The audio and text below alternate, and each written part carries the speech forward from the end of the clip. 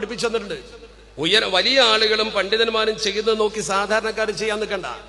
സാധാരണക്കാർ ചെയ്യുമ്പോഴും മറ്റുള്ളവർ ചെയ്യുമ്പോഴും വ്യത്യാസം ഉണ്ടാവും. കാരണം നമ്മുടെ ഉസ്താദുമാർ തന്നെ പറഞ്ഞിട്ടുണ്ട്, പണ്ഡിതന്മാർക്ക് അതിന്റെ മസല അറിയാമായിരിക്കാം, നമ്മളൊക്കെ സാധാരണക്കാരാ. അങ്ങനെ ഫാത്തിമ ബീവിയോട് ഹബീബ് പറയാ സല്ലല്ലാഹു അലൈഹി വസല്ലം, ഫാത്തിമ, അമല് ചെയ്ത ഫാത്തിമ, എന്റെ വാപ്പ നബിയാണെന്ന് പറഞ്ഞ് നാളെ രക്ഷപ്പെടാൻ കഴിയൂലട്ടോ. മുത്ത് നബി ആരോട് പറയാ? ഹബീബിന്റെ കരളിന്റെ കഷ്ണത്തോട്. 21ാം നൂറ്റാണ്ടിലൊക്കെ ജീവിക്കുന്ന നമ്മൾ, അത് അഹ്ലു ബൈത്തിൽപ്പെട്ട ആളുകളാണെങ്കിൽ തന്നെയും, ഞാൻ ഹബീബിന്റെ പരമ്പരയിലാണ്, എന്റെ കാര്യം രക്ഷപ്പെടുമെന്ന് ഉറപ്പാണ്. പറയാൻ പാടില്ല. രക്ഷപ്പെടണം, പെടട്ടെ, അള്ളാഹു നമ്മളൊക്കെ രക്ഷപ്പെടുത്തി തരട്ടെ എന്നല്ലാതെ ഞാൻ സ്വർഗത്തേക്ക് ഉറപ്പാണ്, എന്റെ കൂടെ പോരി, ഞാൻ കൊണ്ടുപോകാം, ഇതൊന്നും ഒരാൾക്കും പറയാൻ പാടില്ല. ഇൽമ്, ദീൻ, ശരീഅത്ത് പഠിക്കണം, എന്നിട്ട് ത്വരീഖത്തും ഒക്കെ ഉള്ളൂ.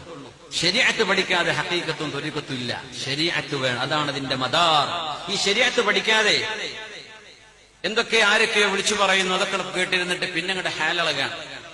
ശരീഅത്ത് എന്താണ്, ഫിഖ്ഹ് എന്താണ്, ഹദീസ് എന്താണ്, ഇതിനൊന്നും പുല്ല്